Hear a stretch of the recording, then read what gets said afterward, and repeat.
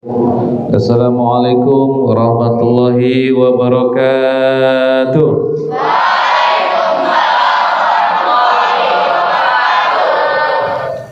Alhamdulillah, asyhadu an la ilaha illallah wa asyhadu anna Muhammadan abduhu wa rasuluh. Allahumma shalli wa sallim wa barik ala sayyidina Muhammad wa ala ali sayyidina Muhammad. Bersyukur kita kepada Allah. Mudah-mudahan duduk kita dalam majlis yang mulia ini, majlis Quran ini, semoga Allah bayar dengan pahala-pahala yang terbaik. Amin ya rabbal alamin. Berselawat kita kepada Nabi Muhammad SAW. Meskipun kalian belum pernah berjumpa dengan Nabi, ada yang pernah mimpi dengan Nabi? Hah? Yang pernah jumpa dengan Muhammad? Ada yang pernah jumpa dengan Muhammad? Ada enggak namanya Muhammad di sini? Nah, kan berarti sering kalian jumpa sama Muhammad tuh. Kan? Kalau pertanyaan Ustaz, pernah enggak kalian berjumpa dengan Nabi Muhammad sallallahu alaihi wasallam? Pernah enggak? Nah, enggak pernah ya. Mau Ustaz kasih amalan? Coba tunjuk tangan, siapa mau pengen jumpa dengan Nabi Muhammad? Tunjuk tangan. Serius? Serius. Nih, tolong amalkan nanti malam sebelum tidur banyak-banyak kalian makan ikan asin.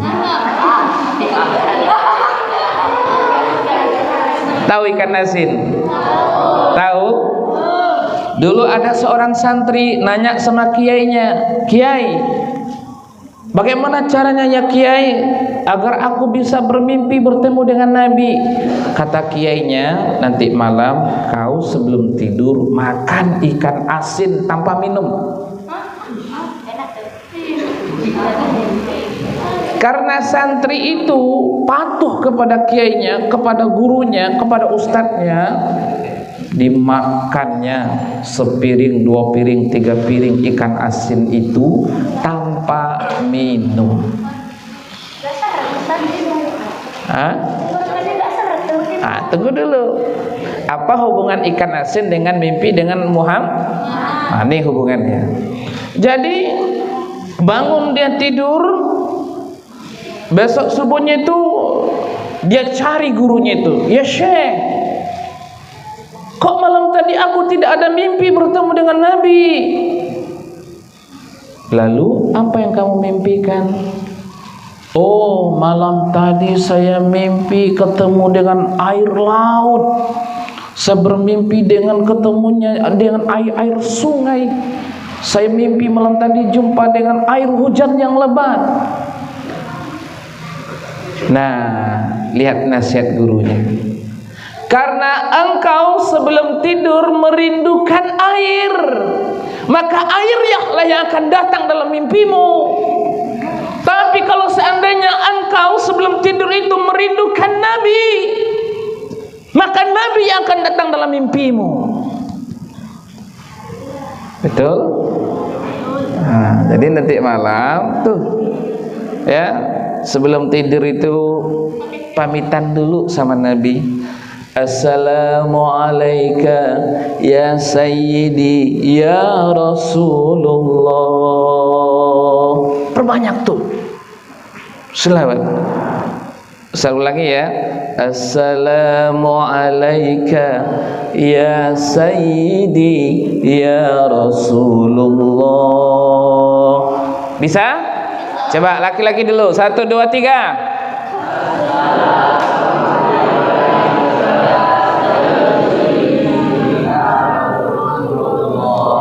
Wah, ada yang ini dia. Saya ulangi ya. "Assalamualaikum ya Sayyidi ya Rasulullah." Coba perempuan, 1, 2, 3. Ya Sayyidi ya Rasulullah. Yuk, laki-laki jangan mau kalah ya. 1, 2, 3. Assalamualaikum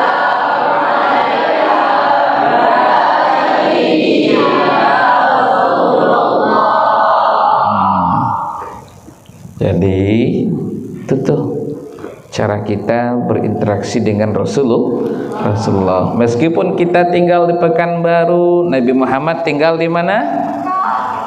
Kuburannya di mana? Di kota Madinah. Jauh atau dekat tuh? Jauh. Bayangkan tuh, setiap anak-anak santri Sain Quran ini berselawat, itu langsung nyambung kepada Nabi. Si Fajri selawat katanya.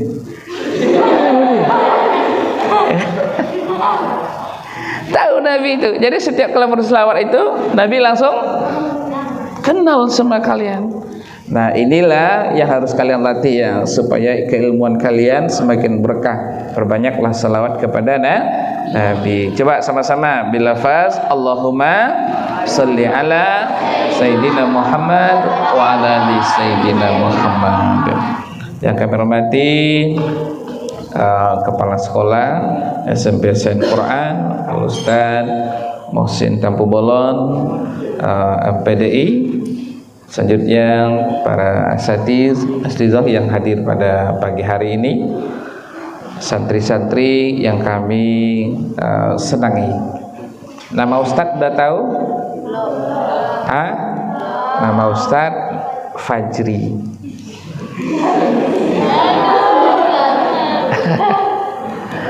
Ya, Ustadz.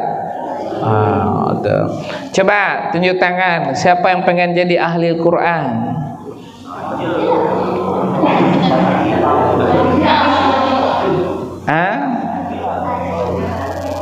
Baik, turunkan.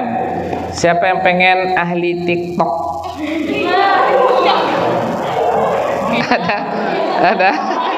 Angkat tangan. Ya. Dalam itu doa Allahumma arhamna bil Quran, semoga Allah merahmati kita dengan Al-Quran. Kenapa emangnya?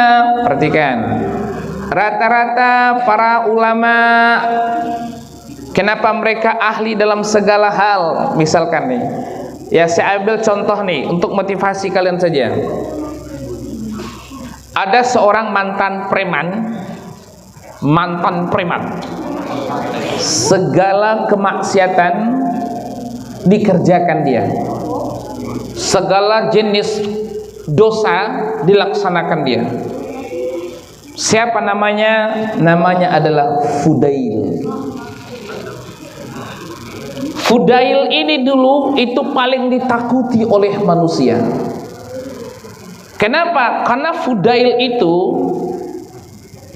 suka merampok, suka membunuh, suka mabuk-mabukan, suka berzina. Tahu berzina? Pacaran nggak boleh ya. Awas ya, nggak boleh pacaran ya, nggak boleh. Nah, saking terkenalnya Fudail ini jago dalam berbuat keburukan, masyarakat lain atau orang-orang yang lain itu berpesan satu sama lain, hei, kalau kalian nanti nampak Fudail itu sama kalian cepat lari. Emangnya kenapa? Kalian nanti pasti dibunuhnya. Sehingga kampungnya Fudail itu terkenal dengan istilah kampung perampok. Kerjanya merampok itu kampung tuh. Dan yang paling jago merampok itu Fudail inilah. Fudail itu ketika menjalankan aksi rampoknya itu nggak pernah bawa teman, pasti sendiri aja. Kenapa? Karena dia itu kuat. Mau berapa orang lawannya itu pasti mati. Pasti mati. Contoh, perhatikan nih. Datang misalkan nih para tengkulak, para pedagang ingin berdagang, lewat di kampung Fudail itu diberhentikan dia. Hei, berhenti. Misalkan nih ada 7 orang nih, para tengkulak nih. Berhenti. Barang-barang kalian, kata Fudail. Pak, kata yang tenggelam itu, ini barang kami Pak, ini barang kami Pak, katanya. Oh, tidak akan terima dia. Bagaimana caranya? Dia tebas leher orang itu dulu ke tujuh-tujuhnya, baru diambilnya harta tersebut. Bunuh dulu, baru ambil hartanya. Itu sadisnya. Lebih parah daripada kayak psikopat lah. Tak usah sebut Sambo, gak boleh. Ya. Nah, lihat nih. Suatu malam ketika Fudail itu akan menjalankan aksi perampokannya di sebuah kampung, di mana dalam kampung itu ada orang yang paling kaya. Paling kaya. Pukul 2 malam itu. Ini panjang nih. Jadi pukul 2 malam itu kan tengah malam tuh. Diam-diam Fudail itu masuk membuka pagar rumah orang kaya itu. Semakin dekat dia ke pintu itu, pintu masuk itu, tiba-tiba tuan rumah itu rupanya sedang tahajud. Kanu qalilan minal lail ma yahjaun. Malam harinya dia itu ngapain? Sikit sekali tidurnya. Dia rukuk sujud tuan rumah dalam itu. Dan yang dibaca tuan rumah itu surah Al-Hadid. Ketika tahajud itu. Bismillahirrahmanirrahim. Sabbaha lillahi ma fis samawati wal ardh wa huwal azizul hakim. Lahu mulkus samawati wal ardh yuhyi wa yumit wa huwa ala kulli syai'in qadir. Jadi mendengarkan lantunan ayat Quran itu di tengah malam oleh tuan rumah itu, Fudail menggigil. Menggigil dia. Gemetaran kalbunya. Sesak napasnya. Akhirnya dia kebingungan malam itu. Dengan cepat dia melompat pagar rumah orang itu. Lompat, nggak tahu, kan gelap tuh, sangat gelap, nggak tahu dia mau di kemana arahkan langkah kakinya. Bingung sebingung-bingungnya di tengah malam. Tahu nggak kalian? Nyasarnya kemana? Nyasar masuk dalam masjid. Masuk masjid nyasarnya. Nah, jadi waktu itu takmir masjidnya, gorim masjidnya lah bahasa kita ya. Kan mau sholat subuh tuh, sholat subuh. Jadi gorim masjid tadi dihidupkan dia lah lampu. Zaman dulu kan lampu apa namanya? Lampu togo, tahu kan lampu togo? Yang pakai minyak itu ya kan? Pakai minyak parfum kan? Minyak apa? Minyak tanah. Jadi dihidupkan. Dihidupkan belakang dulu. Hidup.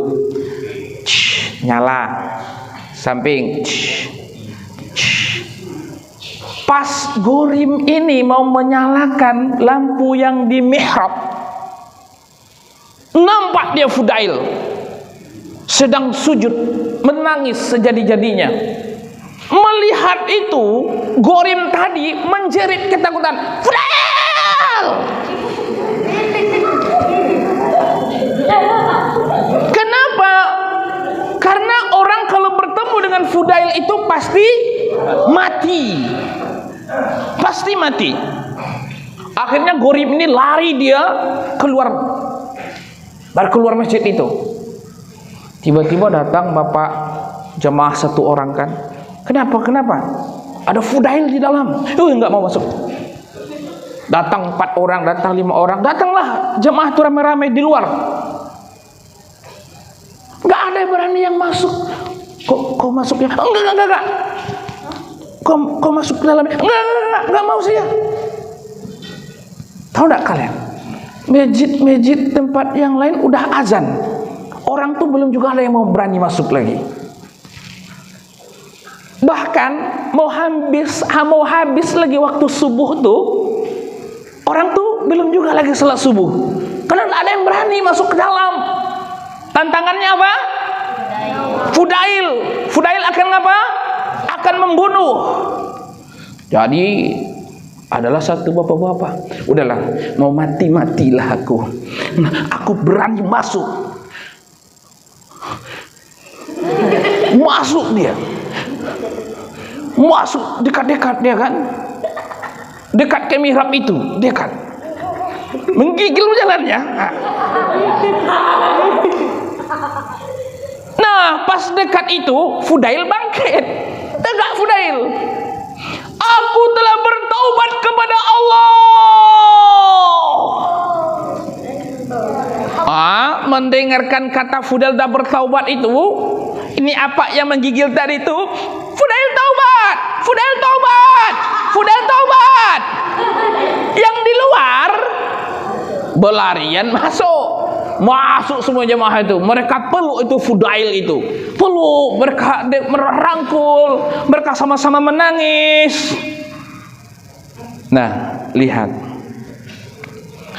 Yang selama ini tidak pernah ke masjid, tidak pernah sholat 5 waktu ke masjid, tidak pernah Jumat. Akhirnya Fudail belajar bagaimana cara sholat. Yang selama ini tak pernah menyentuh Al-Quran, dia belajar Al-Quran tuh. Dia pelajari hukum-hukum, dia pelajari ayat-ayat yang dalam Al-Quran itu, dia pelajari semua kandungan Al-Quran itu. Dia pelajari, berinteraksi dia terus dengan Al-Quran siang dan malam. Lihat endingnya. Ketika dia udah ahli Quran, dia hafal Quran tuh terus, dia hafal, udah hafal dia 30 juz Al-Quran, dan dia akhirnya pun menjadi seorang ulama ahli Quran. Akhir hidupnya, nih cerita lucunya. Jadi kan begini, ayah dia kan seorang yang soleh, seorang yang taat. Nama ayahnya itu Iyad, Fudail bin Iyad. Fudail pesan sama ayahnya, ya, kalau ayah nanti jadi imam sholat subuh, ayah jangan baca ya ayat-ayat tentang hari kiamat. Ayo, siapa yang tahu? Siapa bisa membacakan ayat tentang hari kiamat? Satu aja. Ya, 1, 2, 3.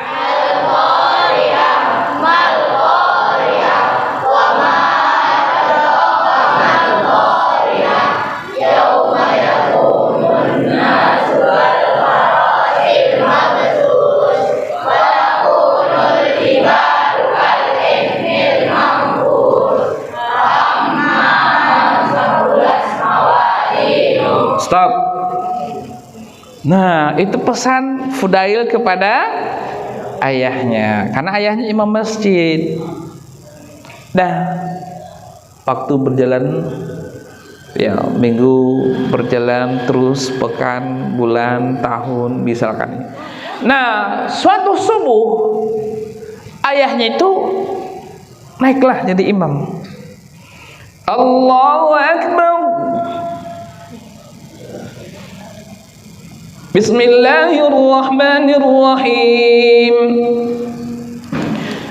Alhamdulillahi rabbil alamin. Ar-Rahmanirrahim. Maliki yaumiddin. Iyyaka na'budu wa iyyaka nasta'in. Ihdinas siratal mustaqim. Siratal ladzina an'amta 'alaihim ghairil maghdubi 'alaihim عليهم ولا الضالين.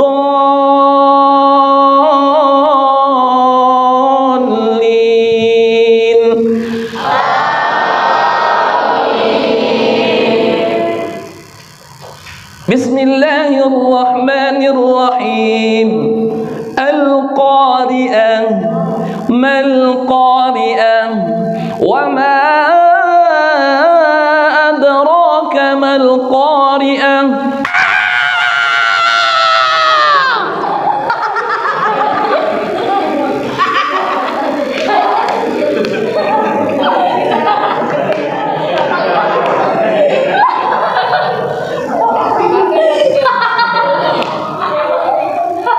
Fudail mendengarkan ayat tentang hari kiamat itu menjerit, memekik sekuat-kuatnya, plus dia tumbang dia. Sholat lanjut. Setelah selesai sholat subuh itu kan, Assalamualaikum warahmatullahi, Assalamualaikum warahmatullahi. Selesai salam, dibangunkan.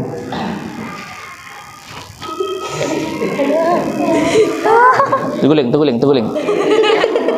Dibangunkan oleh ayahnya. Fudail. Tunggu dulu kau nih. Fudail.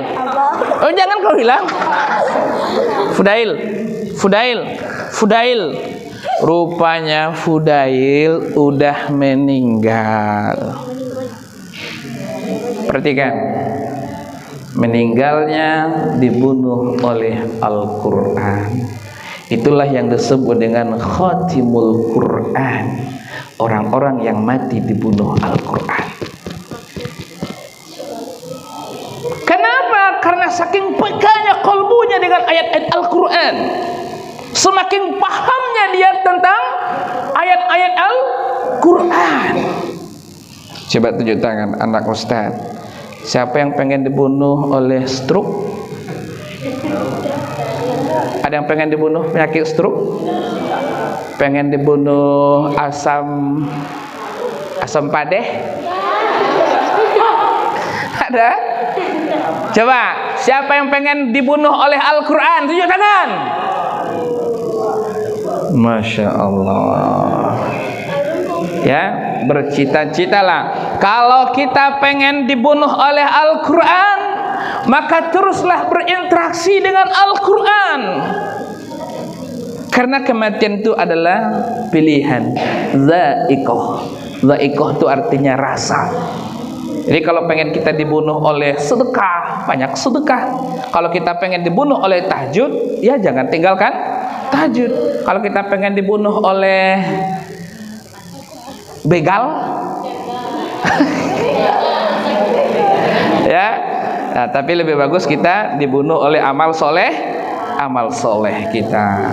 Ayo coba, Ustadz berharap dari santri-santri Sains Quran ini muncullah pribadi-pribadi Fudail. Amin. Coba, laki-laki yang paling tinggi hafalannya berapa juz? Fajri udah berapa? Berapa juz Fajri? 3. Oh 3. Coba yang namanya Aisyah? Enggak ada. Hah? Iya. Nama kamu siapa? Fadila. Kamu udah berapa juz? 4. Masya Allah. Yang lain yang paling tinggi hafalannya siapa di sini? Berapa? Ayo. Berapa juz hafalannya? 7 juz. Baik, Ustaz kasih hadiah. Maju ke depan. Buka dompet dulu. Maju. Ah? Ya, boleh ditemani Ustazah, boleh.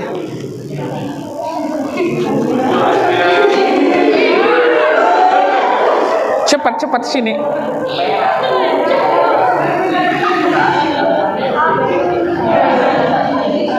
Temani Ustazah, sini Ustazah. Ustazahnya udah nikah atau belum? Hah?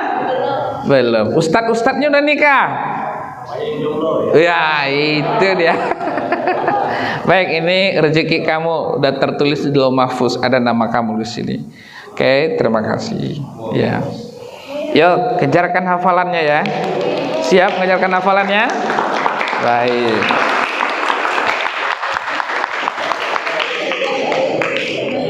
Nah, perhatikan apa, coba ya, coba ini Bapak kasih duit juga lagi nih, usah kasih duit juga. Coba apa yang bisa kalian pahami dari kisah Fudail itu? Berani ke depan, tampil satu. Apa yang bisa kalian ambil hikmah dari kisah Fudail tadi itu? Dari orang jahat, tak pernah baca Quran, tak pandai baca Quran, tapi dia semangat untuk mendekati Al-Quran, akrab dengan Al-Quran, akhirnya dia menjadi ahli Quran. Coba, siapa bisa maju ke depan? Harus maju lah. Ayo sini. Apa ya? Kita Hah? Oh, jangan pula kau mencuri dulu, kacau nanti. Jangan pula kalian jahat, bukan. Itu kan sejahat-jahatnya orang bisa berubah. Apalagi kalian yang tak jahat nih, anak-anak yang baik pasti lebih baik. Ya kan? Ayo, siapa bisa menyampaikan satu aja hikmahnya? Maju.